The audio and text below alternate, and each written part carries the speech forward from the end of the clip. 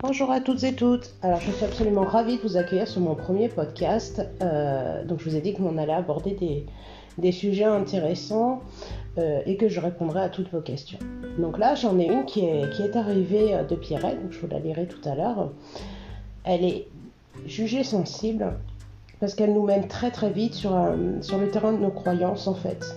Et elle est particulièrement difficile à évoquer parce qu'on n'est plus dans le domaine du ressenti médiumnique. Enfin, on a beaucoup de mal, nous médiums, à analyser ce ressenti-là.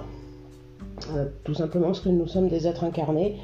Et quand on est face à ce type d'âme, ça nous renvoie immédiatement à notre situation. Donc la question de Pierrette, c'est celle-ci, vous allez comprendre pourquoi elle est difficile à aborder, mais je l'aborderai quand même. Alors la question c'est, pouvez-vous nous dire que devient l'âme après un suicide? Car les discours sont tous très différents. Voilà, donc on va aborder l'âme qui s'est désincarnée de manière volontaire. Alors, effectivement, Pierrette, les discours sont très différents parce que, comme je vous l'ai dit précédemment, ils font appel à nos croyances religieuses, beaucoup, à nos dogmes. Et les analyses de ressenti médiumnique, c'est très difficile. C'est très très difficile de les faire. Donc, on va trouver plusieurs discours. Donc, je vais vous en citer deux qui sont les plus courants en fait. Donc, il y en a un qui nous dit que l'âme se retrouve dans un espèce de no man's land. Semblable à ce que décrit Chico Ravier dans le film No Solar. Donc, si vous ne l'avez pas vu, je vous invite à le regarder. Le personnage est dans un espèce de noir avec tous les suicidés de la Terre, les meurtriers, etc. Donc voilà, le personnage démarre comme ça le film. Bon on apprend en fait que, et ça c'est le discours qui est donné régulièrement, que l'âme erre dans un espèce d'état comme ça, jusqu'à ce qu'elle tire leçon de son acte en fait, de l'acte qu'elle a commis. Alors là on est vraiment dans le conditionnement religieux. Pourquoi? Il faut savoir que Chico Ravière était très christique, ça là-dessus, donc forcément quand il a écrit, il y a mis son attachement religieux, ce qui est tout à fait normal et pas du tout condamnable, mais bon voilà pourquoi on retrouve ce type de discours. Parce que religieusement on est conditionné, on est tous d'accord pour dire que alors Dieu, la source, qui vous voulez, nous a donné la vie, cette force supérieure divine qui nous a donné la vie, et donc par définition la vie est sacrée. Ça on est tous d'accord pour dire ça. Donc à partir de là, y toucher, ça nous envoie directement en enfer. Voilà, c'est un peu l'idée de ce que vous avez. Alors comme Dieu est amour, forcément, si on se repent, si on étudie, si on prend leçon de ce qui s'est passé, on se repent et puis les portes du paradis nous sont ouvertes. C'est ce qu'on appelle le bas astral. Alors c'est un peu l'idée qui est donnée dans le film. Alors je vais pas forcément me baser sur le film, je pense que beaucoup de monde l'a vu, donc c'est plus simple pour vous, mais c'est l'idée qu'on a aussi dans les livres.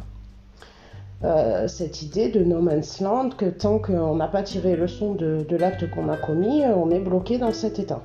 Donc ça c'est vraiment ce qui en ressort le plus et ce qu'on retrouve le plus. Alors on aura aussi rajouté que, j'ai entendu aussi, j'ai lu, j'ai entendu, parce que voilà, que si l'âme avait choisi de vivre 70 ans sur Terre, qu'elle se suicide à 50 ans, elle va passer 20 ans dans ce no man's land en fait, pour qu'elle puisse honorer son contrat. Bon, on reviendra sur les choix d'incarnation dans un autre podcast, mais voilà, pour moi c'est pas du tout ce qui se passe.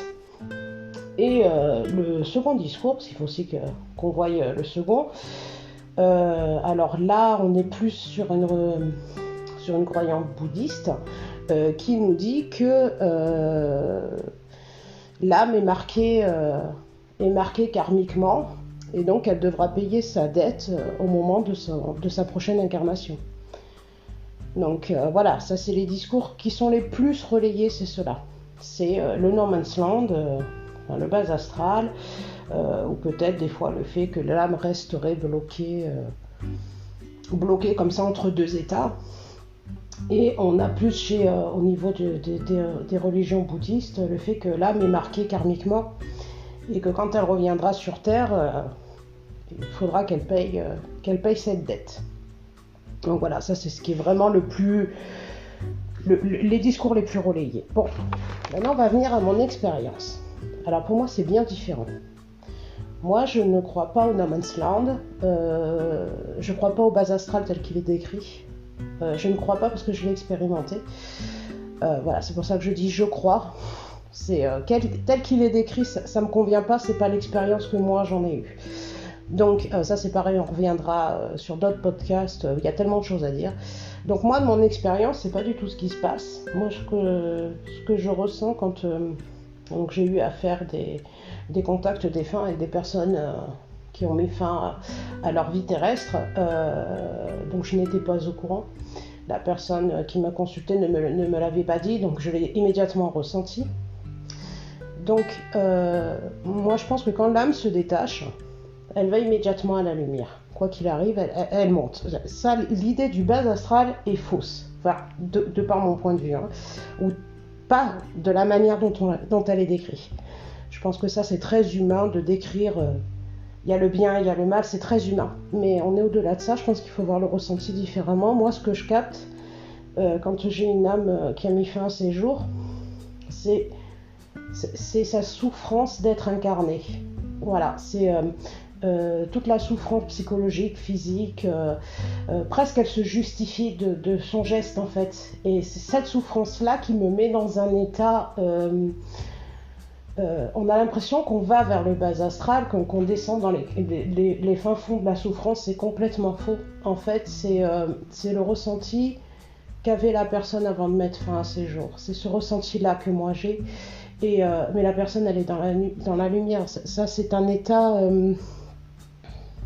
l'état qui nous est décrit est proche de celui qu'on trouve dans le bas astral. Voilà. Mais ça reste une description, le ressenti est complètement différent. C'est une question de perception, en fait. De toute façon, tout est perception. On a tous des perceptions différentes. Alors, on va être influencé par nos lectures, ce qui n'est pas mal en soi, hein, mais on sera influencé par nos lectures, par nos conditionnements, par le politiquement correct. Bah oui, il faut protéger la vie. Si dire que l'âme, de toute façon, monte à la lumière, on va nous accuser, nous, médiums, de favoriser la fin de vie. Enfin, c'est complètement idiot. Moi, je vous explique le ressenti que j'ai. Le ressenti quand j'ai un contact avec une personne qui a mis fin à sa vie, j'ai la souffrance qu'elle avait quand elle était vivante, dans un corps incarné. Les âmes n'errent pas, elles vont à la lumière. Je n'ai jamais eu de ressenti d'âme errante. Elle sait parfaitement ce qu'elle a fait. Elle est tout à fait consciente qu'elle a mis fin à ses jours. Elle est consciente de sa condition. Ça, c'est indéniable.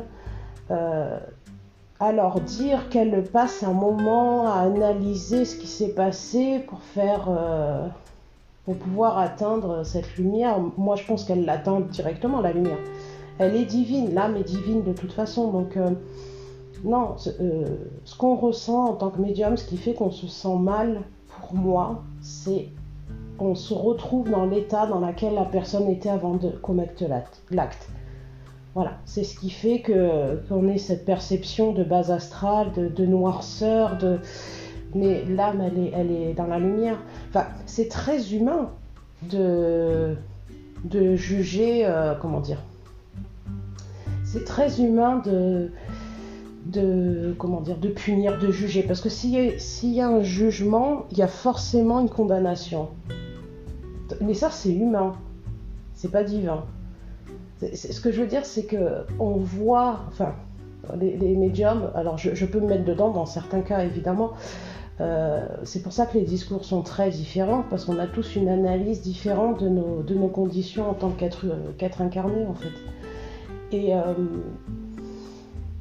c'est très humain de dire que elle a fait ça, donc elle sera punie. Moi, ce que je retiens quand je fais des contacts défunts comme ça, et c'est cette justification de l'acte, et c'est la souffrance la plus dure, c'est que l'amour qu'avait la personne pour la personne qui s'est suicidée, enfin, comment dire, c'est que cet amour, cet attachement qu'ont les autres, les amis, la famille, n'a pas suffi, n'a pas été plus forte que la souffrance euh, de l'être qui a mis fin à ses jours.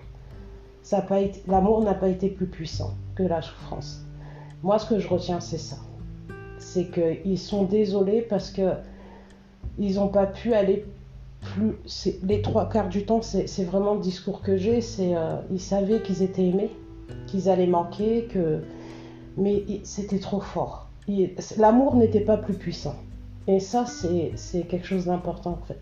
C'est quelque chose d'important parce qu'on se rend compte qu'on a beau aimer, des fois les conditions sont trop difficiles. Et donc la personne met fin à ses jours. De dire qu'elle erre dans un état de no man's land, qu'elle vous hante, alors ça c'est très humain.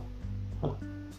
Ça c'est très très humain. Moi c'est pas le ressenti que j'ai. Moi les âmes elles errent pas. Hein. J'ai jamais rencontré d'âme errante. Hein. Voilà, ça c'est. Alors elles peuvent rester, revenir, voilà, sous certaines conditions, mais pas sous le suicide. Elles montent directement à la lumière et il y a un chemin qui est fait à la lumière. Il n'est pas fait dans le bas astral. Le médium qui capte cette souffrance, c'est la souffrance que la personne avait avant de commettre l'acte. Voilà, moi c'est ce que je ressens. Donc voilà, j'espère Pierrette et puis les autres que je vous ai un petit peu éclairé là-dessus. Donc ça c'est mon expérience évidemment. Elle est un peu différente de celle des autres. Enfin, elle est très différente puisque moi j'annule j'annule complètement la notion de base astrale, de no-man's land, voilà, ça je l'annule complètement parce que pour moi j'ai jamais ressenti ça. Voilà. Et voilà, donc ne jugez pas parce que juger c'est condamner et ça c'est humain. Donc si vous pouvez éviter de le faire c'est bien et continuez à penser à vos défunts parce que c'est important, c'est ça qui font que là, oui, continue à briller. Mais voilà, si je peux vous rassurer, c'est que même une âme de personne qui a mis fin à ses jours, elle est dans la lumière. Voilà, ça c'est sûr, elle y est. Voilà, ben, je vous embrasse tous et je vous dis à très bientôt pour un prochain podcast.